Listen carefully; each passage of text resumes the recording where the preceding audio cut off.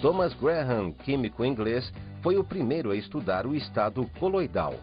Em 1862, ele estabeleceu a distinção entre os solutos que se difundem rapidamente e os que o fazem com grande lentidão. Chamou os primeiros de cristalóides, porque podiam ser obtidos em forma cristalina, e os segundos de coloides, do grego cola, porque da mesma forma que a cola se apresentavam em estado amorfo ou gelatinoso. Hoje se prefere falar em estado coloidal em vez de coloide, uma vez que, dependendo das condições do sistema, a mesma substância pode vir a constituir uma solução ou um coloide. Bem, você entendeu tudo que o texto mostrou. Na verdade, o nascer do termo coloides. Mas o que são coloides para você no dia a dia? Colocamos aqui na bancada uns coloides para você olhar. Repara, pasta de dente, aqui você tem uma gelatina para fazer, aqui você tem iogurte, requeijão, geleia, maionese. Uma coisa importante você entender antes de mesmo começar a aula. Coloides são coisas intermediárias, frequentemente intermediárias entre líquidos e sólidos. Repare a maionese. Se eu pegar a maionese, eu tenho que poder colocar uma colher aqui dentro e tirar. Consequentemente, não é exatamente um sólido. Agora, se ela fosse um líquido, quando eu a entornasse, iria escorrer. E repara, não escorre absolutamente nada. Isso é verdadeiro para todas elas. Nota só, geleia. Geleia eu pego com uma faca e passo no pão. Não é um sólido. Eu derramo, não é um líquido. Veja, isso é verdadeiro para o requeijão. Perdeu a graça, você já entendeu. Olha só. Aqui o aspecto é sólido, mas eu coloco uma faca e passo no pão. Derramo, não é um líquido. Isso é a marca registrada do coloide. Coloide é sempre uma coisa intermediária entre dois estados.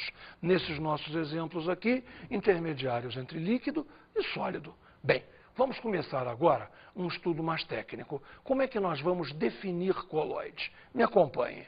Num coloide, as partículas têm que ficar entre 1 nanômetro e 100 nanômetros. Claro que isso aí também pode ser dito em angstroms. Aí ficará entre 10 angstroms e 1000 angstroms. Veja, mais uma vez, o coloide é um sistema intermediário. As partículas são entre um valor e o outro valor. Se fossem menores do que 1 nanômetro, seriam as soluções, ou soluções verdadeiras. Se fossem maiores do que 100, aí já seriam as dispersões grosseiras. A marca registrada do coloide é ser intermediário. Ok? Os coloides, então, podem ser de vários tipos. Veja, atômicos, ou seja, a partícula que está dispersa é um átomo, ou então agrupamentos de átomos. Os coloides também podem ser moleculares, onde a partícula que está dispersa é uma molécula, pode ocasionalmente ser uma macromolécula, um ajuntamento de moléculas. E, finalmente, os coloides podem ser iônicos, onde, frequentemente, os coloides proteicos são assim. Você tem um macroíon de proteína. Existem dois tipos de coloides, por assim dizer, fundamentais. Veja só, o primeiro deles é quando o coloide tem o aspecto de uma solução. Se ele tem o aspecto de solução, a gente o chama de sol. Agora, se o coloide tem um aspecto gelatinoso, a gente o chama de um gel. Isso é uma classificação absolutamente simples. Nós vamos ter agora um estudo mais complexo sobre a classificação, sobre os tipos de coloides. Me acompanhe. Nós vamos arrumar aqui o disperso e aqui o dispersante. Repare que neste primeiro quadro, todos os dispersantes são sólidos e os dispersos eu vou variando, sólido, líquido, iguais. Então repare, disperso, sólido, dispersante, sólido. Isso aqui tudo é sólido. Se tudo é sólido, eu vou ter o aspecto de uma solução sólida, então eu tenho ali um sol sólido. Viu aqui? Sol sólido. Se o meu disperso é um líquido dentro de um sólido, aí eu já chamo de um gel. Finalmente, se eu tenho um gás em um sólido, vamos ver uns exemplos excelentes disso. Se eu tiver um gás em um sólido, eu tenho uma espuma sólida. Bem, vamos trocar agora o dispersante. Repare, O dispersante agora é líquido e, novamente, o disperso pode ser um sólido, um líquido ou um gás. Um sólido e um líquido, tranquilamente, um sol. Um líquido e um líquido, uma emulsão. E um gás e um líquido, uma espuma líquida. Também vamos ver excelentes exemplos para espuma líquida. Finalmente, vamos mudar pela última vez o dispersante. Repare, o dispersante agora é um gás. O disperso pode ser um sólido e um líquido. O nome em ambos os casos é aerossol. Aerossol, para lembrar a característica aérea, vamos dizer assim, que tem o dispersante, que é um gás. Se é sólido em gás, aerossol, sólido. Se é líquido em gás, aerossol, líquido. Se você está se perguntando, e o gás em gás? Ah, nessa você bobeou. Gás em gás é solução verdadeira. Sempre. Gás em gás é sempre uma mistura homogênea. Logo, não pode ser um coloide. Percebeu bem isso? Bem, voltando ao quadro anterior, observe. Em todos os casos, o dispersante é um líquido. E o disperso pode ser um sólido, um líquido ou um gás. Vamos ver um caso bem real, uma experiência bem real. Bater clara em neve. Quem é o dispersante? O dispersante é a clara de ovo. Se é a clara de ovo, evidentemente é um líquido. E quem será o disperso? Claro, o disperso é o ar. O disperso é o próprio ar quando você começa a bater. Então você vai ter um disperso, que é um gás. Você tem um dispersante, que é um líquido. Então você vai ter uma espuma líquida. Vamos ver como é que isso funciona? Repara só. Tenho aqui as claras, derramei as claras aqui. Pronto, estão derramadas. Esse aqui é o meu dispersante. E agora o que é que eu tenho que fazer? Bater a clara. Repara, no começo se formam bolhas muito grandes. E essas bolhas, conforme a gente vai batendo, elas vão sendo incorporadas à massa. Vão se transformando em bolhas menores. Repare que o volume total do sistema começa a aumentar. Claro que eu não sou um grande especialista em bater clara em neve. Mas repare, você ainda tem bolhas bastante grandes que a agitação irá reduzindo em tamanho essas bolhas. O volume total da mistura tende sempre a aumentar. Ou seja, cada vez mais o ar é incorporado a essa mistura. E a estabilidade desse sistema também tende a aumentar. Quando a gente parar de bater, a boa clara em neve não deve desmanchar inteiramente. Ela deve se manter estável por um bom tempo. Eu tenho a certeza que os especialistas em clara em neve conseguem isso. Mas veja, numa parte nós já temos razão. O volume disso aqui aumentou muito. E não tenha dúvida, isso aqui é uma espuma. Uma espuma, uma coisa intermediária entre o líquido e o gás. Já conseguimos o nosso objetivo. Já é perfeitamente visível que o volume é muito maior e já está bastante incorporado. Você já tem bolhas bastante pequenas. A agitação vai sempre diminuindo o volume dessas bolhas. Agora, o volume total aumenta, porque o ar se incorpora nessa nossa espuma líquida. Para que esse estudo fique mais próximo a você, vamos fazer agora alguns exercícios de classificação dos sistemas coloidais. A ideia é a seguinte: eu descrevo o coloide para você e nós fazemos juntos a classificação. Vamos lá? O primeiro deles vai ser o rubi.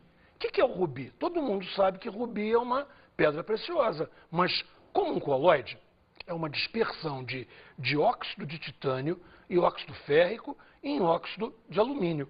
Dizendo assim, fica uma coisa complicada, mas vamos nos ater às coisas importantes. Se você olha uma pedra preciosa, a transparência dela deve ser perfeita. Aliás, se a transparência não for perfeita, o valor comercial dessa pedra cai dramaticamente. Então você deve ter uma coisa homogênea, deve parecer uma solução. E ali, tudo são sólidos, três óxidos metálicos, todos eles sólidos. Então observe no quadro. Repare, há dois dispersos, ambos sólidos, TiO2 e Fe2O3. Então o disperso é um sólido. O dispersante é o óxido de alumínio, também um sólido. Então temos um sol sólido. Por que novamente a palavra sol? Porque o aspecto é de uma solução. O rubi tem um aspecto absolutamente homogêneo, absolutamente igual a uma solução. Vamos a um outro exemplo. Creme dental. Como é que eu vou trabalhar creme dental? Bom, repara, creme dental basicamente é sabão ou então é detergente. Sabão, sólido. Detergente, sólido. Não se deixe enganar nisso. Detergente é o que o pessoal chama de sabão em pó. Também é um sólido. Bom, isso é o dispersante. Quem é o disperso? O disperso são soluções aquosas de sabões e de detergentes, para você ter uma coisa intermediária entre o sólido e o líquido. Lembra, a marca do coloide é ser intermediário. Veja então no quadro, o disperso é líquido, é a solução aquosa ou de um detergente ou de um sabão. O dispersante é um sólido, ou um detergente ou um sabão, que temos então um gel.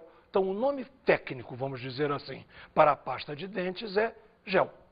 Outro exemplo muito interessante é o carvão feito de lenha. O carvão de lenha, ele apresenta ar em carvão. Não sei se você já reparou, mas carvão de lenha, para o tamanho da peça, é surpreendentemente leve. Ele é muito mais leve do que aparenta. Então repare no quadro. Veja lá, nós temos aqui o disperso. O disperso é um gás, o disperso é um ar. O dispersante é um sólido, é o carvão.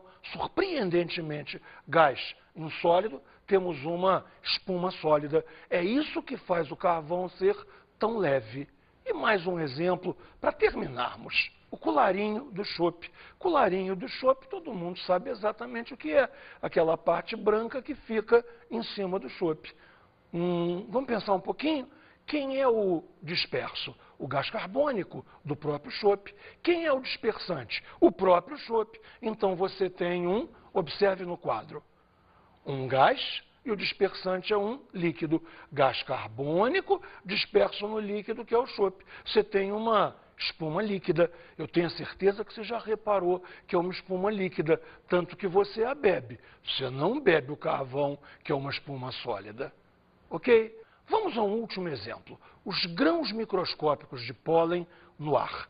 Isso é uma cena mais europeia, onde as estações são mais marcadas. Mas na primavera, as plantas soltam seu pólen ao vento para espalhar e fazer com que aquele pólen permita a fecundação de outras plantas. Então você vai ter grãozinhos minúsculos, microscópicos realmente, de pólen espalhados no ar. Vamos ao quadro ver que tipo de coloide é este. Quem é o disperso? O disperso é um sólido, o pólen. O dispersante quem é? Um gás. Então você tem um aerossol, lembra o nome, por favor, aero, para dar a ideia aérea do dispersante gás. Um aerossol sólido. Bom, agora eu tenho a certeza absoluta que esses exemplos deixaram toda a matéria bem mais real para você. Podemos passar em frente mais tranquilos.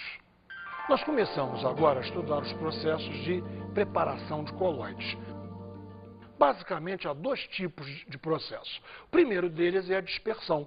Na dispersão, você vai partir de partículas maiores para coloidais. Deixa eu ver se você entendeu.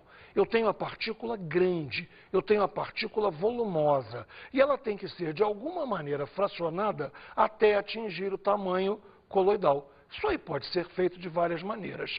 Vamos a uma primeira forma. Repare, um processo de dispersão a partir de precipitados. Então veja, você tem o sulfeto arsenioso precipitado, ou seja, se ele está precipitado, está em partículas grandes. Se você passa uma corrente de gás sulfídrico através dele, uma corrente gasosa, você passa a ter o AS2S3 coloidal. As partículas que estavam grandes se dispersaram e agora atingiram tamanho coloidal. Também pode ser feita uma dispersão mecânica. Essa é mais interessante, ela é mais dramática, vamos dizer assim.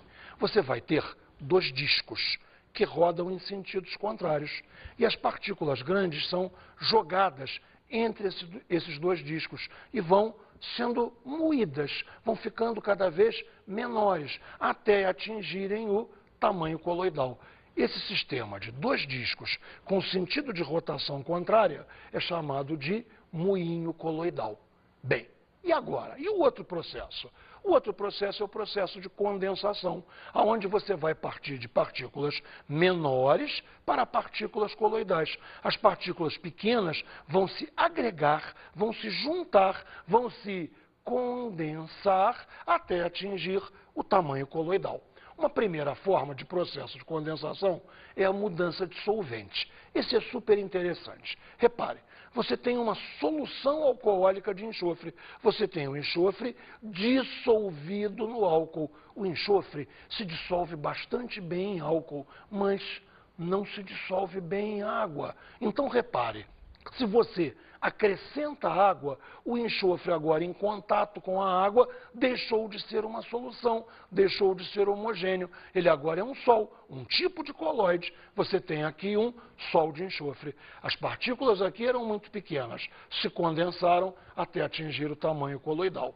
Outra maneira, veja, pode ser feita através de uma reação química. SO2 aquoso. Repara, aquoso quer dizer dissolvido em água. Eu vou passar H2S, gasoso. Gases em água se dissolvem, porém, reage formando enxofre, porque esses 4 hidrogênios vão retirar esses 2 oxigênios daqui, formando 2 moléculas de água líquida. E os 3 átomos de enxofre, contabilizou 3, você sabe agora que eles não se dissolvem bem na água. Então, enxofre em água não é solução, é coloide. Você também obtém aí um sol de enxofre.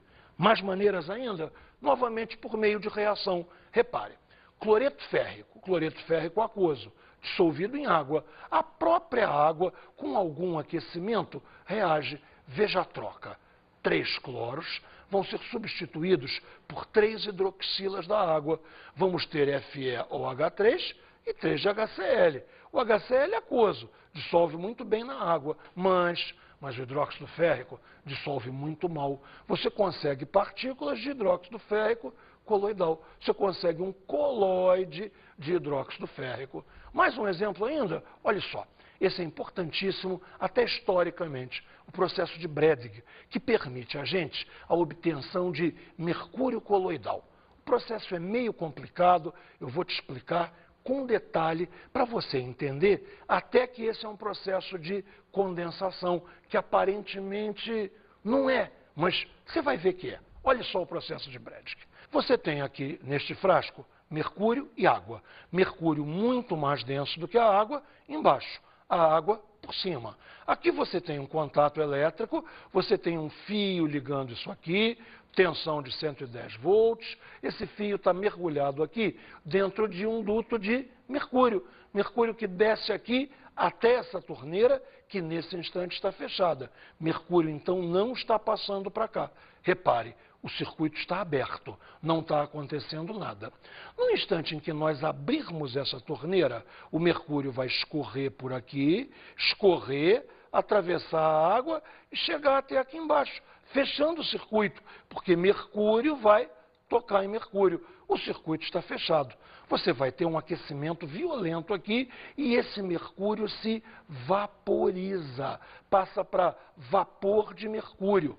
Presta atenção agora. Se é vapor de mercúrio, são átomos, as partículas estão muito pequenas. Porém, quando elas tocam a água, tocando a água, elas se resfriam e se condensam até o tamanho coloidal. Ou seja, o processo de Bredig permite obter mercúrio coloidal a partir de vapor de mercúrio. Consequentemente, é um processo de condensação. Vamos fazer agora um resumo das principais propriedades dos coloides. Vamos lá? Primeira delas, o efeito Tyndall. Efeito Tyndall todo mundo já viu. Efeito Tyndall é aquele lance que quando bate sol no quarto, quando bate sol lateralmente, você olhando para aquele raio de sol, você consegue ver a poeira, você consegue ver grânulos de poeira no ar. Tudo isso por quê? É porque a poeira ficou grande? Não, é porque a poeira ficou adequadamente iluminada. Então, na verdade é o seguinte, o problema não é de tamanho da partícula, o problema é da adequação da iluminação. Isso foi brilhantemente explorado num microscópio chamado de ultramicroscópio ou microscópio de Zygmunt. Vamos ver como é que isso funciona. Repare então, o microscópio de Zygmunt é um microscópio comum, só que ele está focado num ponto do coloide. E nós vamos fazer um sistema de lentes, fazer a luz convergir para este ponto do coloide, que ficará então intensamente iluminado. Naquele ponto, então, intensamente iluminado, será possível visualizar as partículas do coloide, que, por falar nisso, se chamam micelas. Ou seja, o efeito Tyndall teve uma aplicação prática da melhor qualidade. Vamos ver outra das propriedades. Movimento browniano. Tem esse nome em homenagem a um biólogo, um botânico chamado Brown, que conseguiu ver o movimento aleatório de grãos de pólen na água. Há este movimento livre, muito aleatório, das partículas batendo em zigue-zague, tem até hoje o seu nome, movimento browniano, em homenagem a Robert Brown. Outro fato importante é a sedimentação dos coloides. Você lembra? Ela pode ser obtida através das ultracentrífugas, centrífugas de rotação muito rápida. É a única maneira que você tem para um coloide sedimentar. Veja agora, filtração. Como é que a gente pode fazer a filtração? Eu preciso de filtros que tenham uma porosidade muito pequena. A gente os chama de ultrafiltros. Você tem que forçar a micela a não passar por ali. Então, a porosidade do filtro tem que ser muito baixa para que a micela não passe, mas o solvente, entre aspas, passe. É mais complicado um pouco. Outra propriedade muito importante dos coloides é a absorção de cargas. Observe, por exemplo, um coloide de AS2S3, sulfeto arsenioso coloidal. Então, observe que as micelas de sulfeto arsenioso podem absorver cargas. Pode haver uma absorção de cargas aqui, íons S2- e HS-, criando uma capa negativa em torno da micela. Logo, as partículas do meio se orientam por aqui e trazem uma carga positiva para cá, criando aqui uma diferença de potencial que tem um nome super importante. Repare, a diferença de potencial entre a superfície da micela e o meio é chamada de potencial zeta. Você já sabe agora o que é potencial zeta. É quando houver absorção de cargas, gerando uma micela com uma carga e o meio imediatamente próximo com outra carga. A diferença de potencial entre esses dois extremos você chama de potencial zeta. Ok? Está entendido o que é potencial zeta? Vamos em frente então. Peptização. Peptização vem do grego pepsis, onde pepsis quer dizer digestão. Quando você digere, o alimento é macerado, triturado, transformando-se finalmente numa solução. Então a gente chama de peptização a transformação de um coloide gel em sol. O coloide é digerido, transforma-se numa solução. A única maneira de gravar isso é no grego mesmo, porque o próximo nome, repare, é extraordinariamente parecido, é pectização. Pectização vem do grego também, pexis, onde pexis quer dizer coágulo. Uma coisa se vai coagular, coalhar, talhar, todos esses verbos querem dizer a mesma coisa. Por exemplo, sangue coagulou. Ele estava fluido e se tornou mais sólido. Ele estava como uma solução e ficou uma coisa mais gelatinosa. Então eu chamo de pectização a passagem de sol para gel. Entendeu a diferença entre pectização e peptização? O único jeito é gravar o grego mesmo. Pepsis, digestão. Peques, coagulação. Vamos a mais um exemplo?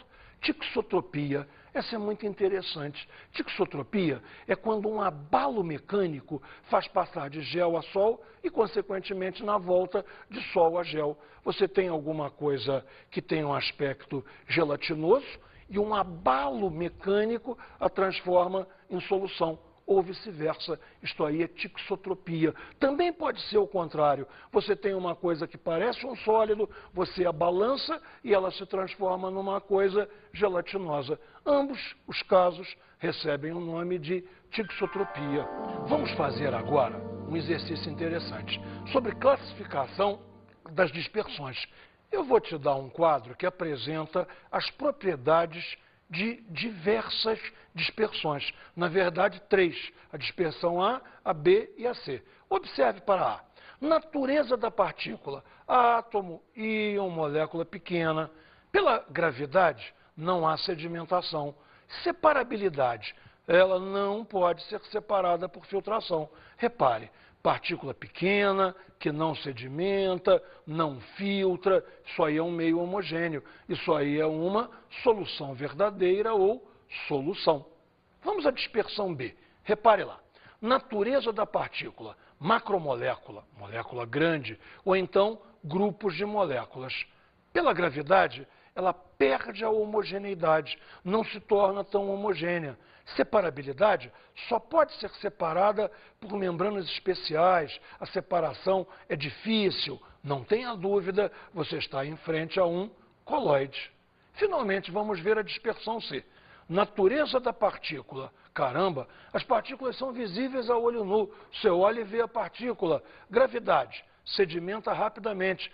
Separabilidade. Pode ser separada por papel de filtro. Quer dizer que um filtro separa isso aí com facilidade? O que é isso? Ah, tem muito exemplo. Areia na água, barro na água. O que é isso? Uma dispersão grosseira.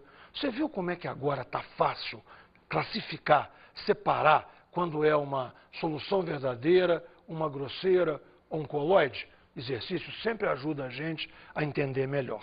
Qual ou quais dos materiais a seguir são coloides? Vamos reconhecer coloides. Maionese. Lembra que nós abrimos a aula te mostrando a maionese. Maionese você pode pegar uma faca, espalhar por cima de um tomate, de uma alface. Então ela funciona não como um sólido, mas também não é um líquido, você não derrama. Lembra sempre, estado intermediário. Estado intermediário, coloide.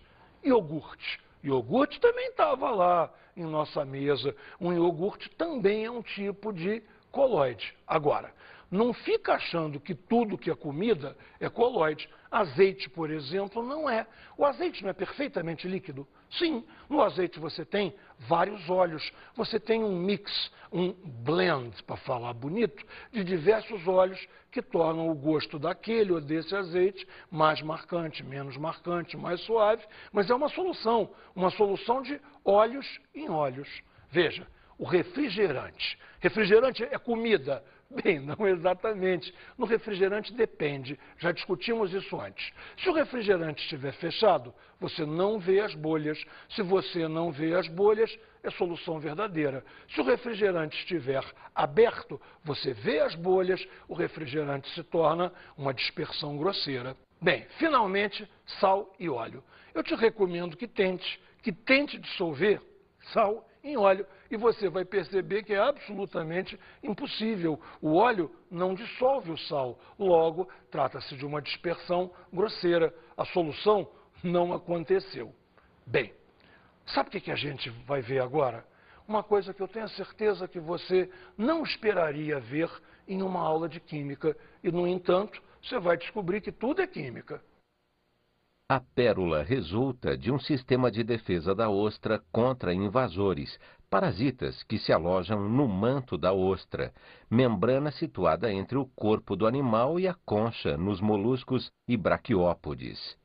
Túnica, ou mesmo um grão de areia, são atacados por uma substância composta de aragonita, um tipo de calcário, uma outra substância orgânica igual à da concha externa e água. Essa mistura é chamada de nácar e cristaliza em camadas em cima do intruso. Pérolas são usadas desde tempos imemoriais na confecção de joias, como o fantástico anel de pérola negra que transforma toda a mão numa joia rara. Prestaram atenção então ao texto? Vamos tirar o que interessa daí de química. Afinal de contas, o que é a pérola? Uma dispersão de água em calcário. Então repara, o disperso é a água, um líquido. O dispersante é calcário, na verdade, aragonita, uma forma especial de calcário, que é um sólido. Então você tem disperso, líquido, dispersante, sólido. O que é a pérola, então? A pérola é um gel. Bem, espero que vocês tenham gostado da aula, aprendido muito nela, o tema não é muito estudado e agora vamos às nossas dicas de estudo.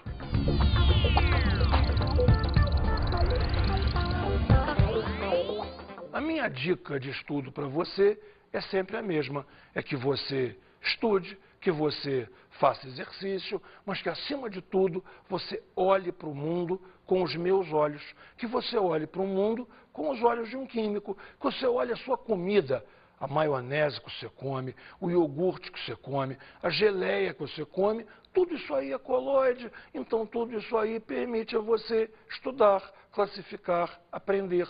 Viu que surpresa a pérola? Aliás, por falar em pérola, tem uma coisa a mais que eu tenho que dizer a você. A pérola é calcária, logo ela teme os ácidos, não pode entrar em contato com os ácidos. Uma simples gota de vinagre é capaz de destruir uma pérola. Muito cuidado, então. Química serve para tudo, para o bem, para o mal, para tomar cuidado, para aprender e, acima de tudo, para viver. Bons estudos para você.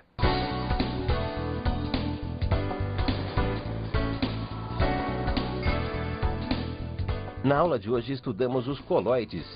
Vimos a preparação de coloides. E falamos sobre as propriedades dos coloides.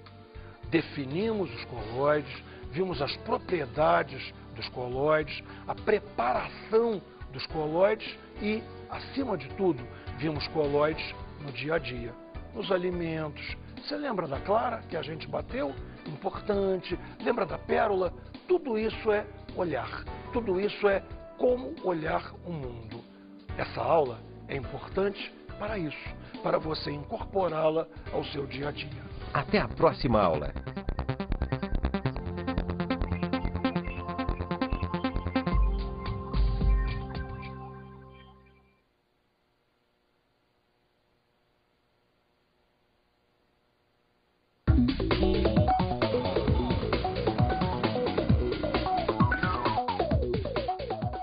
Bem, meu colega, minha colega, eu já escutei de alguns amigos nossos a palavra que coloide é chato, dar aula de coloide é chato.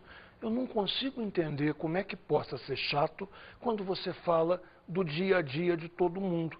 Uma aula que te permite falar de maionese, gelatina, queijo, requeijão, iogurte e pérola. Fala a verdade, isso pode ser chato? O problema de todos nós é contextualizar a matéria que temos que fazer, trazer a matéria para o mundo do aluno e mostrar que o mundo do aluno tem química. Nós temos que ser a ponte, nós temos que ser o veículo de ligação que liga o mundo do aluno ao mundo da ciência. Essa é verdadeiramente a nossa tarefa. Bom trabalho para todos nós.